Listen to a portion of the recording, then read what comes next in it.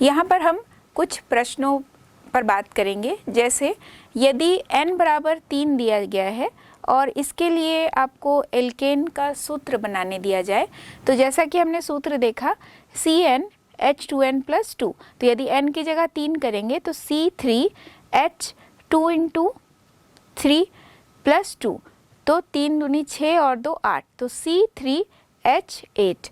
तो ये जो एल्केन होगा इसका नाम होगा प्रोपेन, क्योंकि कार्बन परमाणु की संख्या यदि 3 होती है और इसमें यदि n लगा दिया जाए तो इसका जो नाम होगा इस प्रकार के एल्केन का वह प्रोपेन होगा।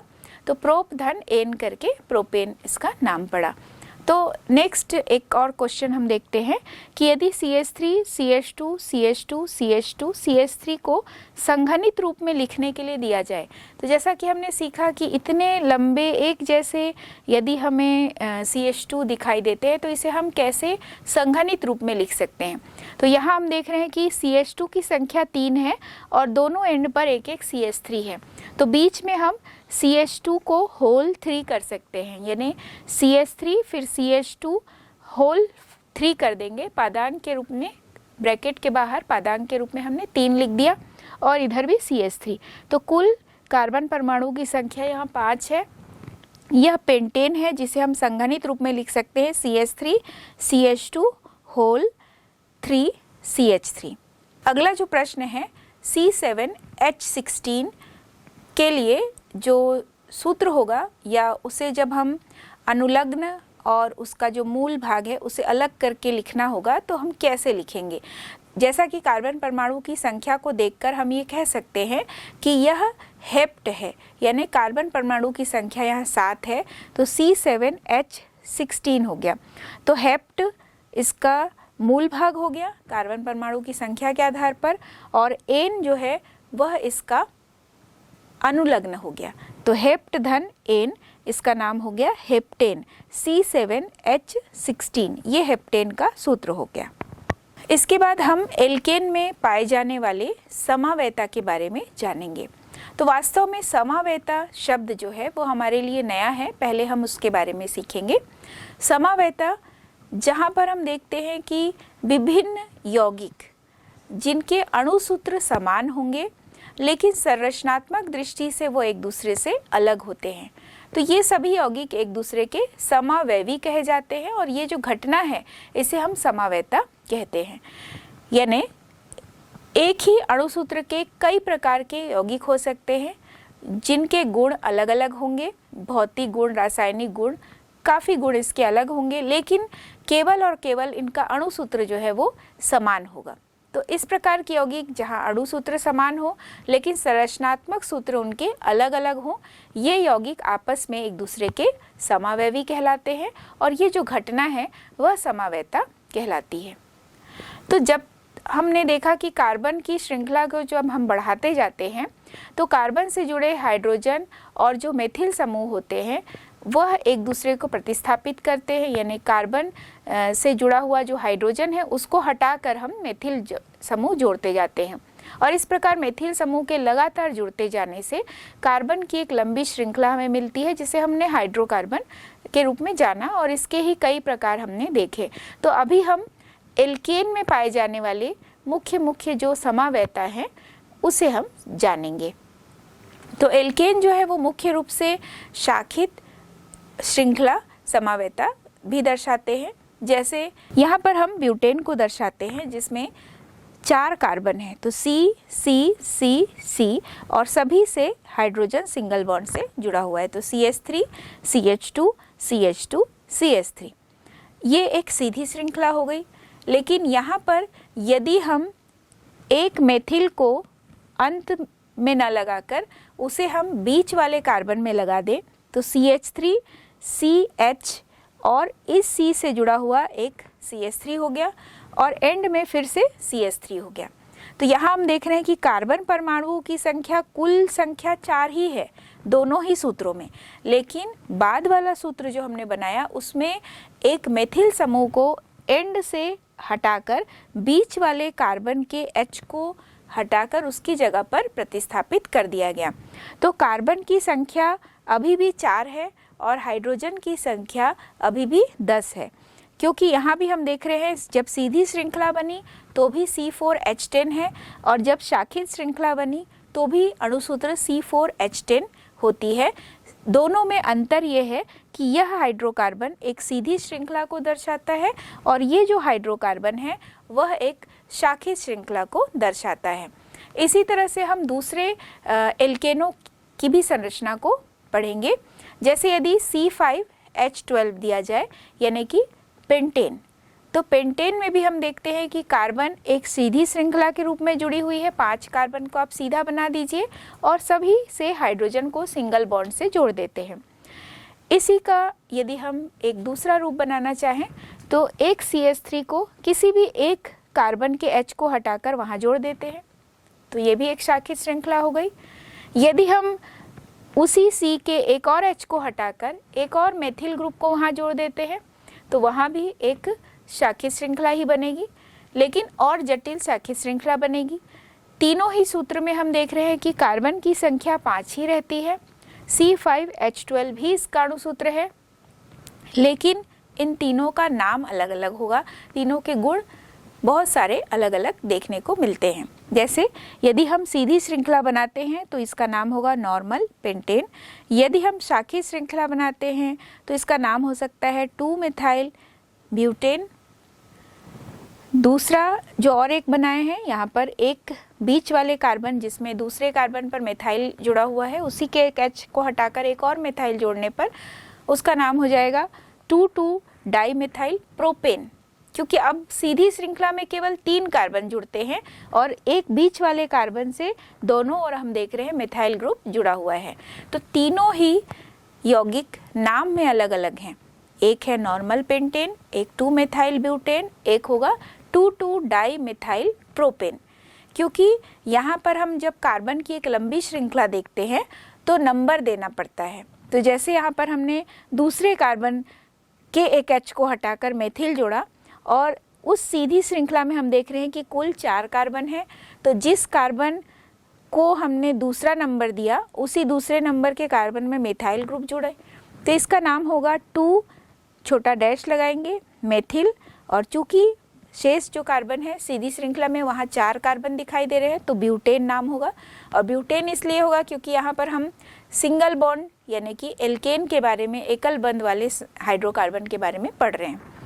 इसी का जो अगला एक समावेवी हमने बनाया, यहाँ पर भी हम 1, 2, 3 यानी सीधी श्रृंखला में हमें 3 नंबर देना है, क्योंकि बीच वाले कार्बन से ऊपर भी एक मिथाइल ग्रुप जुड़ा है, नीचे भी एक मिथाइल ग्रुप जुड़ा है। तो चूंकि दूसरे कार्बन से 2 मिथाइल ग्रुप जुड़ा है तो 2,2 डाईमिथाइल और टोटल कार्बन हो गए 3, तो 2,2-डाईमिथाइल प्रोपेन इसका नाम होगा। तो यहाँ पर हम देख रहे हैं कि एक जो पेंटेन है वो 3 समावेवी दर्शा सकता है। जब हम श्रृंखला समावेता या शाखित श्रृंखला समावेता की बात करते हैं तो इस स्थिति में सीधी श्रृंखला वाले यौगिक भी बन सकते हैं, शाखित श्रृंखला वाले भी यौगिक बन सकते हैं। सभी का अणुसूत्र समान होगा, लेकिन संरचनात्मक दृष्टि से वो एक दूसरे से अलग अलग होते हैं। यहाँ पर यदि हम एक ब्यूटेन की बात करते हैं, जैसे CH3 CH CH3 CH3, दूसरी ओर भी हम देख रहे हैं CH3 CH CH3 CH3। तो यहाँ पर एक लंबी श्रृंखला हमें सबसे पहले ढूंढनी होती है। तो आवश्यक नहीं है कि लंबी श्रृंखला केवल सीधे में ही हो, ये आवश्यक नहीं है। हमें देखना होता है कि कार्बन आपस में कहाँ तक एक लंबी श्रृंखला से जुड़े होते हैं, वही श्रृंखला सबसे पहले हमें ढूंढना पड़ता है ताकि हम मूल कार्बन की संख्या को पता लगा सकें। जैसे यदि हम यहाँ पहले वाली संरचना में देखते हैं तो यहाँ पर इस तरह से बना हुआ है, यानी कि CH3 CH CH3, यहाँ भी हमें 3 कार्बन की लंबी श्रृंखला मिली। दूसरी संरचना में भी हम देख रहे हैं CH3 CH CH3 और बीच में CH से जुड़ा हुआ CH3 है। तो यहाँ पर हमने सीधी श्रृंखला में ढूंढ लिया कि CH3 CH CH3, यहाँ भी 3 कार्बन है। जब हम ऐसे देखते हैं तो भी 3 कार्बन है, जब हम सीधा देखते हैं तो भी 3 कार्बन हमें दिखाई देता है। तो इस संरचना से हमें ये ज्ञात हुआ कि इस यौगिक का जो मूल एल्केन है वह 3 कार्बन से बना हुआ है। तो इसका नाम, जो मूल एल्केन का नाम होगा वह होगा प्रोपेन। और इसमें जो एक समूह जुड़ रहा है H को हटाकर, उसे हम मेथिल नाम देते हैं, क्योंकि मेथेन में से जब एक H हटाते हैं तो मेथिल बनता है। तो जब हम श्रृंखला के कार्बन परमाणुओं को क्रम से ऐसे अंक देंगे जिसमें शाखित कार्बन को लघुत्तम कम से कम अंक मिले, यानी हम ऐसी श्रृंखला का चयन करेंगे जहां पर हमें प्रतिस्थापित जो समूह है उसको कम से कम अंक देना पड़े। जैसे यहाँ पर यदि हम उदाहरण लें CH3 CH और उससे जुड़ा है CH3 और ये CH3, तो यहाँ पर 1 2 3, तो ये एक श्रृंखला हो गई। तो इसमें दूसरे कार्बन पर मिथाइल ग्रुप जुड़ा है, तो इसका नाम क्या होगा, 2 मिथाइल, और 2 और मेथिल के बीच छोटा सा एक डैश लगाएंगे। यह सभी जो हम नामकरण देख रहे हैं ये एक नियम से होता है कि 2 फिर डैश लगा के मेथिल, और चूंकि ये जो मूल एल्केन है वह प्रोपेन है, क्योंकि कुल कार्बन परमाणु की संख्या 3 है, तो 2 मिथाइल प्रोपेन इसका नाम होगा। वहीं दूसरी ओर हम देख रहे हैं कि CH3 CH CH3 और CH से जुड़ा है CH3। यहाँ पर हम लंबी श्रृंखला का चयन किए और यहाँ भी हम देख रहे हैं कि ये जो CH3 है उसको दूसरा नंबर ही मिला, तो इसका नाम भी होगा 2 मेथिल प्रोपेन। तो इन दोनों संरचनाओं का तात्पर्य यह है कि इन दोनों संरचनाओं में जो मेथिल समूह है उसको जो न्यूनतम संख्या मिली वह 2 मिली, इससे कम नहीं मिल सकता था, 2 मिला दोनों ही में।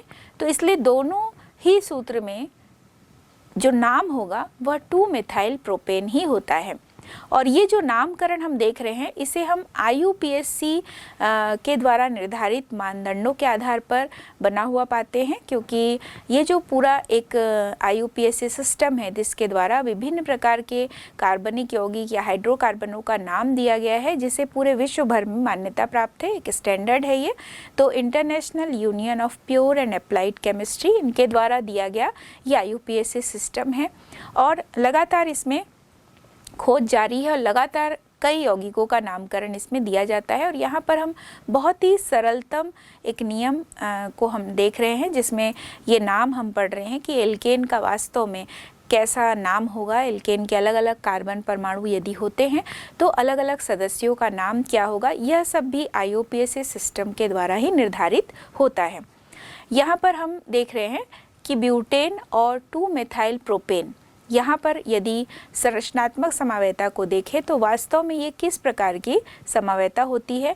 जैसा हमने देखा butane CH3 CH2 CH2 CH3, और दूसरा हमने स्ट्रक्चर देखा 2 मिथाइल प्रोपेन का, जिसमें बीच वाले कार्बन से CH3 जुड़ा हुआ है। तो टोटल कार्बन परमाणु की संख्या यहाँ भी 4 है, लेकिन एक जो है वो शाखित श्रृंखला सीधी श्रृंखला दर्शाता है और एक शाखित श्रृंखला को दर्शा रहा है। तो ये आपस में एक दूसरे के श्रृंखला समावयता होते हैं। ये जो श्रृंखला समावयता है वो क्यों उत्पन्न होती है, क्योंकि कार्बन श्रृंखला में भिन्नता होती है। क्योंकि एक यौगिक में हम देख रहे हैं कि कार्बन सीधा जुड़ा हुआ है, सभी कार्बन एक दूसरे से सीधे रूप में जुड़े हैं। दूसरे ही यौगिक में हम देख रहे हैं कि एक जो कार्बन है वो श्रृंखलाबद्ध तरीके से दूसरे कार्बन से जुड़ा हुआ है। तो कार्बन की श्रृंखला में भिन्नता के कारण श्रृंखला समावयता की उत्पत्ति होती है, और ये जो ब्यूटेन है या 2 मिथाइल प्रोपेन है ये आपस में श्रृंखला समावयवी होते हैं, और इस घटना को श्रृंखला समावयता के नाम से जाना जाता है। तो अभी जैसे हमने C5H12 यानी कि पेंटेन में हमने देखा कि 3 समावयवी होते हैं, एक नॉर्मल पेंटेन होगा, दूसरा होगा 2 मिथाइल ब्यूटेन, और तीसरा होगा 2,2 डाई मिथाइल प्रोपेन। इन तीनों में भी हम देख रहे हैं कि कार्बन की श्रृंखला में अंतर है। पहले वाले में कार्बन सीधी श्रृंखला में है, दूसरे में शाखित में है, तीसरे में और ज़्यादा शाखित श्रृंखला के रूप में है। तो ये तीनों एक दूसरे के श्रृंखला समावयवी होते हैं, और ये भी कार्बन की श्रृंखला में परिवर्तन के कारण ही उत्पन्न होते हैं। अब हम कुछ असंतृप्त हाइड्रोकार्बनों के बारे में जानेंगे। जो असंतृप्त हाइड्रोकार्बन है जिसमें हमने देखा एल्कीन और एल्काइन। तो सबसे पहले हम देखते हैं एल्कीन। तो एल्कीन का जो सामान्य सूत्र है वह दिया गया है CnH2n। यहाँ पर भी हम देख रहे हैं कि N जो है वह कार्बन परमाणुओं की संख्या को दर्शाता है। अब हमें ये जानना है कि एल्कीन की शुरुआत जो है वह एथीन से क्यों होती है, मेथीन से क्यों नहीं होती है।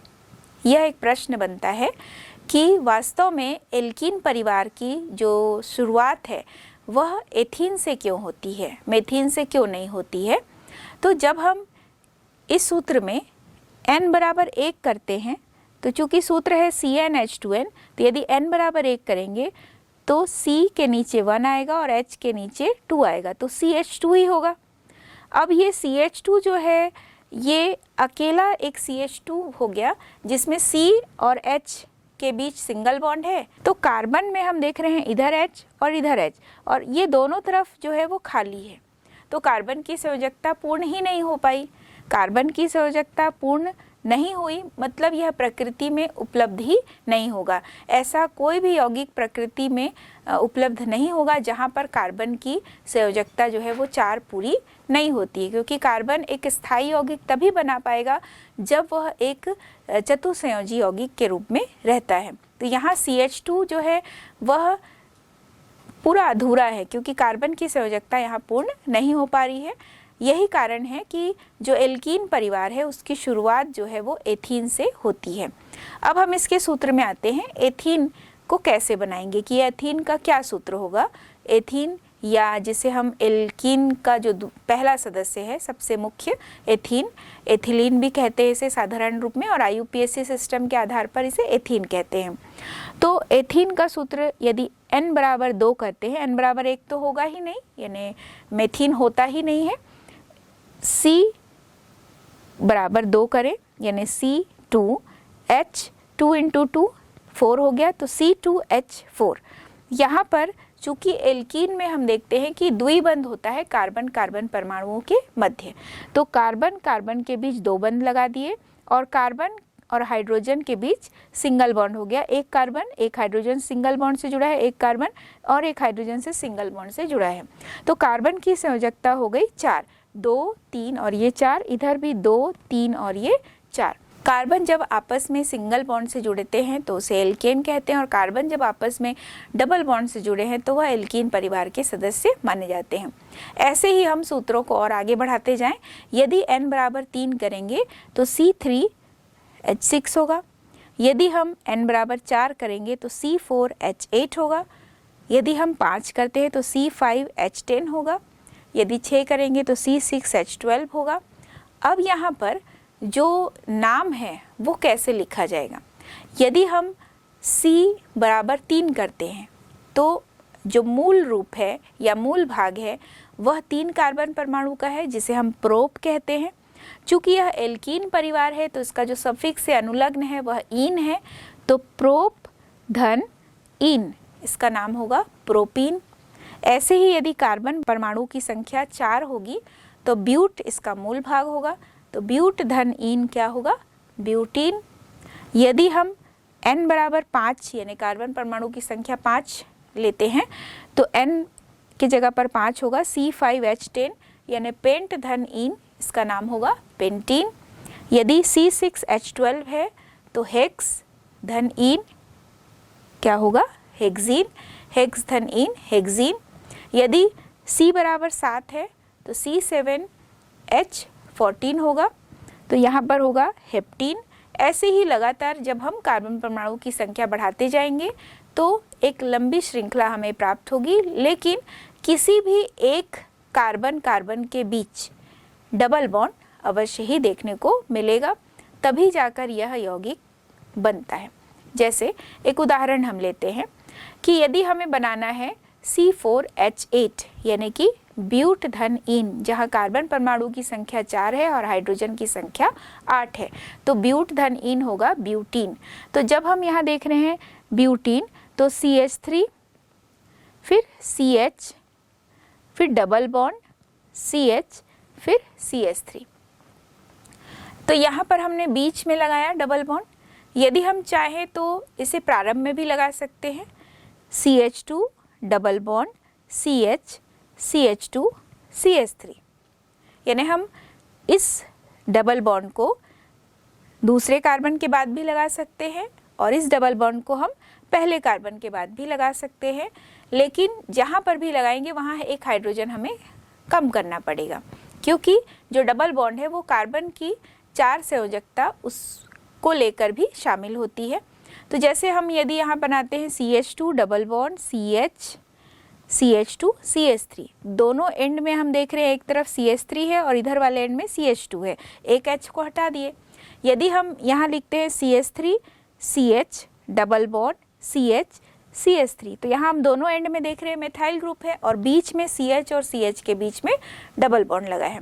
तो ये भी ब्यूटीन है, ये भी ब्यूटीन है, लेकिन यहाँ पर हम देख रहे हैं कि एक में हम देख रहे हैं कि 1 ब्यूटीन है और दूसरे में हम देख रहे हैं 2 ब्यूटीन है। अब ये 1 और 2 जो है वह यह बताता है कि वास्तव में जो डबल बॉन्ड है, कार्बन कार्बन के बीच जो डबल बॉन्ड लगना है वह किस कार्बन के बाद लगा हुआ है। जैसे यदि हम 1 ब्यूटीन कहते हैं तो निश्चित रूप से पहले कार्बन से जुड़ा हुआ डबल बॉन्ड है। जब हम 2 ब्यूटीन कहते हैं तो दूसरे कार्बन से जुड़ा हुआ डबल बॉन्ड होगा, तो इसे हम 2 ब्यूटीन कहेंगे। पहले से जुड़ा हुआ डबल बॉन्ड है तो 1 ब्यूटीन कहते हैं। ऐसे ही जितने यौगिक हम एल्कीन के बनाते जाएंगे, चाहे हेप्टीन हो, ऑक्टीन हो, पेंटीन हो, तो सभी में हम डबल बॉन्ड को किसी भी एक कार्बन पर लिखते हैं। लेकिन हमें ये पता होना चाहिए कि वास्तव में यह कितने नंबर के कार्बन के साथ लिखा जाएगा। जैसे यदि तीसरे नंबर के कार्बन के बाद डबल बॉन्ड है तो 3 लिख के छोटा सा डैश लगाएंगे और जितने भी कार्बन परमाणु वाला वह यौगिक है वह नाम उसमें लिख दिया जाएगा। जैसे यदि हमें बनाना है हेक्सीन, तो यदि हमें 6 कार्बन बना देना है, पहले हमने 6 कार्बन बना दिया, उसके बाद डबल बॉन्ड को पहले के बाद भी लिख सकते हैं, दूसरे के बाद भी लिख सकते हैं, तीसरे के बाद भी लिख सकते हैं, कहीं पर भी हम डबल बॉन्ड लिख सकते हैं। केवल हमें नाम जब इसका लिखेंगे तो ये ध्यान देना पड़ेगा कि वास्तव में यह 1 हेक्सीन है, 2 हेक्सीन है, 3 हेक्सीन है या 4 हेक्सीन है, यानी कौन से कार्बन से यह डबल बॉन्ड जुड़ा हुआ है। तो यहाँ भी हम देख रहे हैं कि एक लगातार एक ही जैसी श्रृंखला हमें प्राप्त हो रही है, क्रमबद्ध तरीके से ये भी आगे की ओर बढ़ रहा है। जैसा सूत्र में हमने देखा CnH2n, तो यहाँ पर हम सबसे पहले स्टार्ट करते हैं C2H4, C3H6, C4H8, C5H10, C6H12, C7H14, C8H16, C9H18, C10H20। तो सभी में हम देख रहे हैं कि CH2 इकाई का अंतर है और सभी में 14 यूनिफाइड मास का अंतर देखने को मिलता है। तो यह भी एक सजातीय श्रेणी है, लेकिन यह एल्कीन की सजातीय श्रेणी है जिसमें एथीन से प्रारंभ होता है, प्रोपीन, ब्यूटीन, पेंटीन, इस तरह से वो आगे की ओर बढ़ता जाता है। इसी प्रकार से हम हाइड्रोकार्बन के असंतृप्त हाइड्रोकार्बन का जो प्रकार है उसके अंतर्गत आने वाले एक और परिवार के बारे में जानेंगे, एल्काइन परिवार। यह जो एल्काइन परिवार है इसका जो सामान्य सूत्र होता है CnH2n-2। यहाँ भी कार्बन की संख्या को हम n के रूप में दर्शा रहे हैं और यहाँ एल्काइन परिवार को भी हम देखते हैं कि यहाँ भी शुरुआत जो है वो मेथाइन से नहीं हो रही है, इसकी शुरुआत भी एथाइन से ही होती है, यानी कि कार्बन परमाणु की संख्या 2 से ही प्रारंभ हो रही है। इस प्रकार के यौगिकों के लिए अगर 1 रखते हैं तो CnH2n-2 वाले सूत्र में यदि n बराबर 1 रखते हैं तो क्या आएगा सूत्र वो हम देखेंगे। C के नीचे 1 किए, H2n-2, तो 2 × 1 - 2, तो यहाँ 2 में से 2 घटाए मतलब 0 हुआ, तो CH ही प्राप्त होता है। तो CH नाम से कोई यौगिक प्रकृति में है ही नहीं, क्योंकि वो एग्जिस्ट ही नहीं होगा, क्योंकि कार्बन की संयोजकता 4 होती है और CH यदि लिखते हैं इसका अर्थ है कि कार्बन और हाइड्रोजन के बीच में केवल सिंगल बॉन्ड है, यहाँ पर इसकी संयोजकता पूर्ण ही नहीं हो पा रही है, तो CH जो है वो प्रकृति में है ही नहीं। तो यहाँ पर भी हम देख रहे हैं कि इसकी जो शुरुआत है वो n = 2 से ही हो रही है, यानी कार्बन परमाणु की संख्या 2 से ही ये प्रारंभ होती है। तो हम प्रारंभ करेंगे कि पहला जो सदस्य है उसका सूत्र क्या होगा। तो यदि n बराबर 2 करते हैं तो CnH2n-2, तो C के नीचे 2 करते हैं, H 2 × 2 - 2, तो C2H2 इसका सूत्र होगा। चूँकि कार्बन परमाणु की संख्या 2 है तो एथ हो गया इसका मूल भाग, और चूंकि एल्काइन में अनुलग्न के रूप में आइन लगा है तो एथ धन आइन इसका नाम होगा एथाइन। इसी प्रकार से यदि n इक्वल टू 3 करते हैं तो C3 होगा, H 2 इंटू 3 यानी कि 6 माइनस 2 तो H4 होगा, तो C3H4 हुआ। तो यहाँ पर C3H4 यानी कार्बन परमाणु की संख्या 3 है, तो प्रोप हो गया इसका मूल भाग और आइन इसका अनुलग्न यानी कि सफिक्स हो गया, तो इसका नाम हो जाएगा प्रोपाइन। C3H4 ये हो गया प्रोपाइन। तो C3H4 को जब हम सूत्र के रूप में लिखते हैं या इसे हम संघनित सूत्र के रूप में लिखेंगे तो CH3 C triple bond CH, CH3 C triple bond CH। तो किसी भी एक जगह पर हम कार्बन कार्बन के बीच में त्रिबंध को दर्शा सकते हैं। यदि ब्यूटाइन बनाना है तो ब्यूटाइन बनाने के लिए यदि C4 करते हैं H2 इंटू 4 माइनस 2 तो C4H6 होगा। यहाँ पर C4H6 है, तो जब इसके संघनित रूप को लिखते हैं तो CH3 CH2 C triple bond CH। तो यहाँ भी हम देख रहे हैं कि C और C के बीच में किसी भी एक जगह त्रिबंध लगाना है। यदि हम इसका नामकरण करें जैसे CH3 CH2 C triple bond CH, तो जहाँ पर हम ट्रिपल बॉन्ड या त्रिबंध लगाए हैं वहीं से नंबर देना प्रारंभ करेंगे श्रृंखला को। तो इसके लिए सबसे पहले हम नंबर देंगे CH को 1, फिर C2 CH2 3 और CH3 4। यानी हम यहाँ से प्रारंभ नहीं करेंगे, जहाँ ट्रिपल बॉन्ड हमें जल्दी से जल्दी मिल जाए, जहाँ पर हमें त्रिबंध कम से कम अंक देना पड़े, वहीं से हम उसे प्रारंभ करते हैं गिनना। तो 1 2 3 4। तो चूंकि यहाँ पर कार्बन परमाणु की संख्या 4 है तो इसका नाम होगा, ब्यूट तो है ही और आयन भी है, लेकिन चूंकि हमें ये भी बताना है कि वास्तव में ये जो त्रिबंध है वह किस कार्बन पर जुड़ा हुआ है, तो यह पहले कार्बन पर जुड़ा है, तो इसका नाम होगा 1 छोटा सा डैश लगाएंगे और ब्यूट धन आयन यानी कि ब्यूटाइन।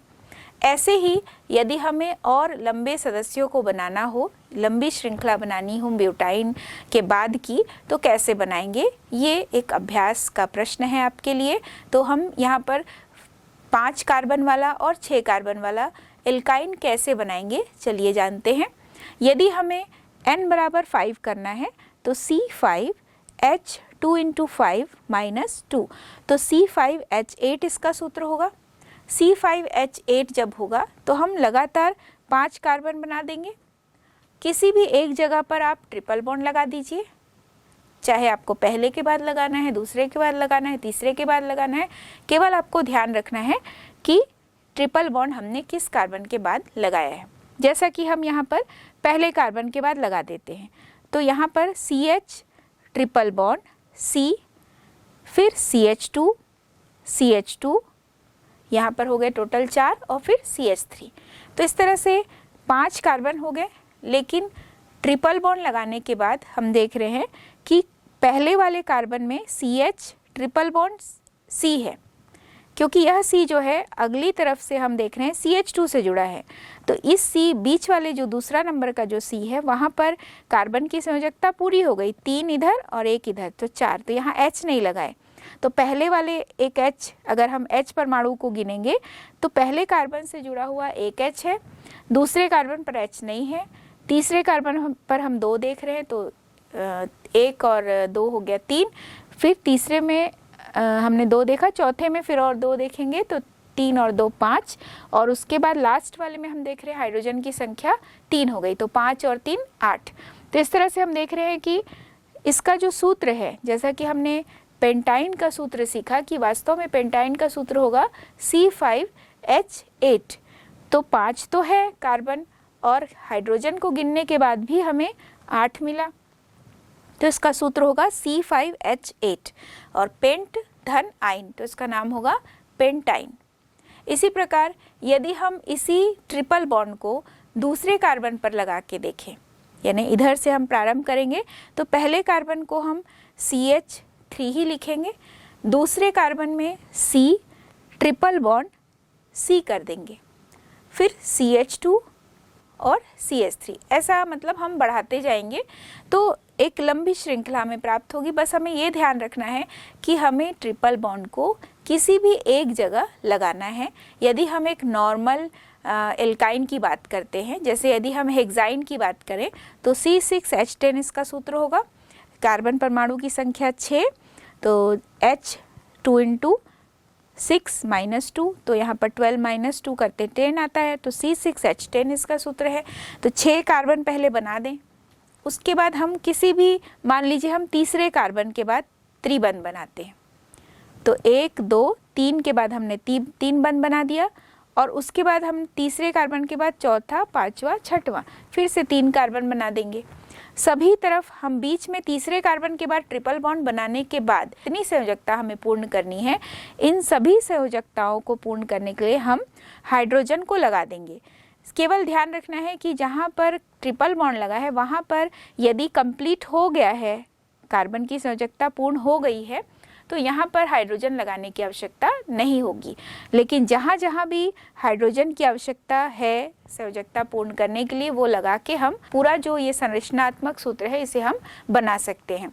तो पहला जो होगा ये C के साथ 3H जुड़ेगा, दूसरे C के साथ 2H जुड़ता है, तीसरे में चूँकि 3 जुड़ गया है तो यहाँ पर H नहीं जुड़ेगा, चौथे में भी H नहीं जुड़ेगा, फिर पाँचवें में CH2 होगा, और छठवें में चूँकि लास्ट वाला है तो वहाँ भी 3 होगा। तो 3 और 2 5, और इधर भी 5 और 2 7 और 3 10। तो इस प्रकार से हम देख रहे हैं कि C6H10 बनता है। तो इसका नाम हो जाएगा, क्योंकि हेक्साइन है तो हेक्साइन तो होगा ही, लेकिन वास्तव में ये ट्रिपल बॉन्ड तीसरे कार्बन के बाद जुड़ा है तो इसका नाम होगा 3-हेक्साइन। ऐसे ही आप विभिन्न प्रकार के जो यौगिक हैं उन्हें बना सकते हैं, जैसे हेप्टाइन, ऑक्टाइन, नोनाइन, डेकाइन, ऐसे हम विभिन्न प्रकार की सजातीय श्रेणी बना सकते हैं। यहाँ भी आप देखिए कि यदि हम एक परिवार देखें, एक सजातीय श्रेणी देखें जिसमें 2 क्रमबद्ध एल्काइनों के बीच या 2 क्रमागत एल्काइनों के बीच अंतर को हम देखेंगे तो वो सेम होगा जैसा कि एल्केन और एल्कीन में होता है। यहाँ पर देखिए C2H2 यानी एथाइन हो गया, C3H4 हो गया। यहाँ भी हम देख रहे हैं CH2 का अंतर है, फिर एक और CH2 का अंतर करके बनाएंगे तो C4H6 होता है, फिर C5H8 होगा, C6H10 होगा। तो सब में हम देख रहे हैं कि CH2 का अंतर होता है। तो ये भी एक सजातीय श्रेणी को दर्शाता है।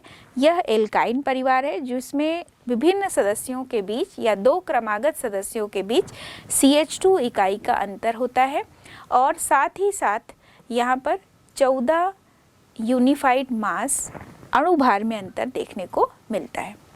हमने एल्केनों में पाए जाने वाली समवेतता के बारे में जाना। अब हम एल्कीन और एल्काइन में पाए जाने वाली कुछ समवेतता के बारे में जानेंगे। तो जो एल्कीन और एल्काइन है, इसमें हम देखते हैं कि कार्बन कार्बन के बीच डबल बॉन्ड या कार्बन कार्बन के बीच ट्रिपल बॉन्ड होता है।